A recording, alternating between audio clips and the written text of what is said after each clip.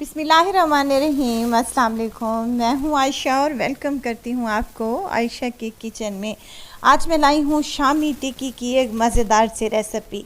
लेकिन ख़ास बात इस रेसिपी की ये है कि इसमें ना ही तो खड़े मिसाले शामिल करेंगे, ना ही आपको सिलबट्टे पर पीसने की ज़रूरत है। फटाफट से ये बन जाते हैं और सिंपल और आसान सी रेसिपी है, लेकिन जायका इसका गज़ब का है। शामी कबाब यूं ही घर में तो लोग बनाते ही हैं, आप भी बनाते होंगे और फ्रीज़ भी करते होंगे। तो ये मेरी रेसिपी एक बार ज़रूर ट्राई कीजिए। आसान, मज़ेदार और टेस्टी सी रेसिपी है और इससे बनाकर आप लोग फ्रीज़ भी कर सकते हैं। 1 महीने तक ये फ़्रेश ही रहेंगे। चलें जी रेसिपी की तरफ। रेसिपी को स्टार्ट करने से पहले आपसे गुजारिश है कि अगर तो मेरे चैनल पर नए हैं तो चैनल को ज़रूर सब्सक्राइब कर लें, और अगर तो वीडियो आपको ज़रा सी भी अच्छी लगे तो वीडियो को लाइक कर दिया करें और चैनल को सब्सक्राइब भी कर लें। आप लोगों का बेहद शुक्रिया। इन शामी कबाब को बनाने के लिए यहाँ पर मैंने एक पतीली ले ली है। आप प्रेशर कुकर का भी इस्तेमाल कर सकते हैं। पतीली में शामिल करूँगी 1 कप भीगी हुई चने की दाल है मेरे पास, जो कि मैंने 3 से 4 घंटे पहले भिगो कर रख दिया था। इसको हाथ से तोड़ें तो ये टूट रही है। ये इजीली 20 से 25 मिनट पतीली में पक जाएगी, लेकिन प्रेशर कुकर में पकाएंगे तो 15 मिनट लगेंगे। अब यहाँ पर चिकन देख लेते हैं। चिकन का एक ब्रेस्ट का पीस मैंने ले लिया है, जो कि मैंने 2 टुकड़ों में कर लिया है और इसको शामिल कर दिया है। अच्छा, अदरक लहसुन का पेस्ट 1 चम्मच शामिल करूँगी। 1 बड़े साइज़ का प्याज जिसे मैंने रफली सा काट कर इसमें ऐड कर दिया है। मिर्च मिसालों में सिंपल मिर्च मिसाले हैं जो कि आम रोज़मर्रा हम यूज़ करते हैं। लाल मिर्च का पाउडर और इसमें ज़ीरा जाएगा साबित ही। अच्छा, लाल मिर्च का पाउडर और ज़ीरा शामिल करते वक्त मेरे से शूट होने से मिस हो गया था। ये जो सूप वाला चम्मच है, ये 1-1 चम्मच आप इसमें ऐड कर दें।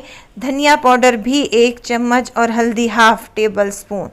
मैंने इसमें नमक शामिल कर दिया था जो कि मिस हो गया है। नमक भी आप अपने हिसाब से सेट कर सकते हैं। अच्छा, इसमें 2 स्टिक दालचीनी की और खुशबू के लिए तेज़ पत्ते 2 मैंने शामिल कर दिए थे।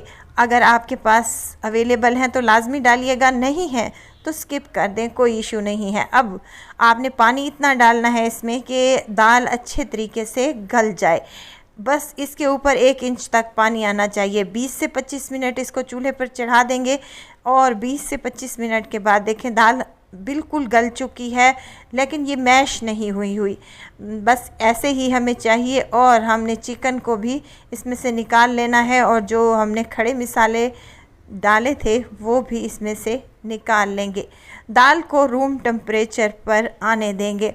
जैसे ही दाल रूम टेम्परेचर पर आएगी तो आपने इस दाल को चॉपर में डालकर चॉप कर लेना है। अगर तो आपके पास चॉपर अवेलेबल नहीं है तो फिर क्या करें? हाँ जी, फिर आपने क्या करना है, जूसर वाले जग में थोड़ा थोड़ा ऐड करते जाना है और पीसते जाना है। ये काम भी इजीली हो जाएगा आपका। दाल मैंने यहाँ पर पीस ली है। अब बारी आती है चिकन की। चिकन को भी मैंने चॉपर में डालकर बारीक बारीक रेशा कर लिया है। ये देखें, आप चाहें तो हाथ से भी कर सकते हैं, लेकिन मशीन में करेंगे तो 5 मिनट लगेंगे या उससे भी कम लगेंगे। टाइम को बचाते हुए, अपने काम को आसान करते हुए मैंने यहाँ पर चॉपर का इस्तेमाल किया है। और यहाँ देखें, चिकन मिनटों में रेशा रेशा होकर आ चुका है। इसमें मज़ीद कुछ मिसाले शामिल करूँगी। गरम मसाला पाउडर और चिकन पाउडर है मेरे पास, 1/2 टेबल स्पून के बराबर शामिल कर दें।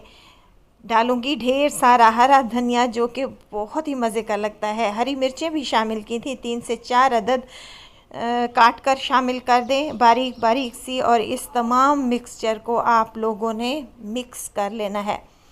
वीडियो तो इस स्टेज पर अगर आप लोगों को ज़रा सी भी अच्छी लग रही हो तो वीडियो को लाइक कर दिया करें और आयशा की किचन को सब्सक्राइब भी कर लें। आप लोगों का बेहद शुक्रिया। और इसी पॉइंट पर आप लोगों ने नमक चेक कर लेना है।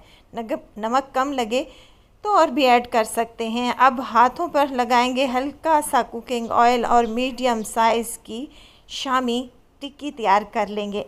ये देखें, कुछ इस तरीके की।